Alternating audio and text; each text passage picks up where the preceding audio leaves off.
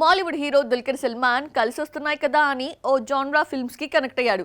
కానీ last film బెడిసి కొట్టడంతో వర్కౌట్ అయిన ఫార్ములాని వదిలేశాడు. నెక్స్ట్ డిఫరెంట్ జాన్రాస్ ట్రై చేస్తున్న దుల్కర్ తెలుగులో సరికొత్త రికార్డ్ నమోదు చేయబోతున్నాడా? పీరియాడిక్ డ్రామాలకు ప్రాణం పెట్టేస్తుంటాడు దుల్కర్ సల్మాన్. మహానటితో మొదలైన ఈ పర్వం గతేడాది వచ్చిన కాంతా వరకు సాగింది.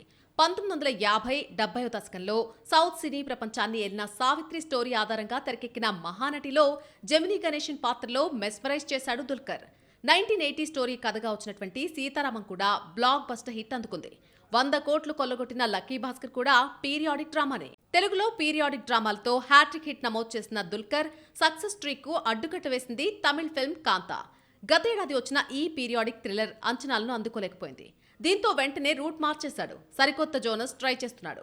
మలయాళంలో కింగ్ ఆఫ్ కోతా తర్వాత ఐఎమ్ గేమ్ తో ఓనం పండుగ నాడు కేరళ ఆడియన్స్ ను పలకరించబోతున్నాడు. లక్కీ భాస్కర్ తర్వాత కల్కి, ఛాంపియన్ లో క్యామియో అపిరెన్స్ తో టైం పాస్ చేసిన దుల్కర్ టాలీవుడ్ లో బాగా అచ్చొచ్చిన పీరియాడిక్ డ్రామాలకు చెక్ పెడుతున్నాడు.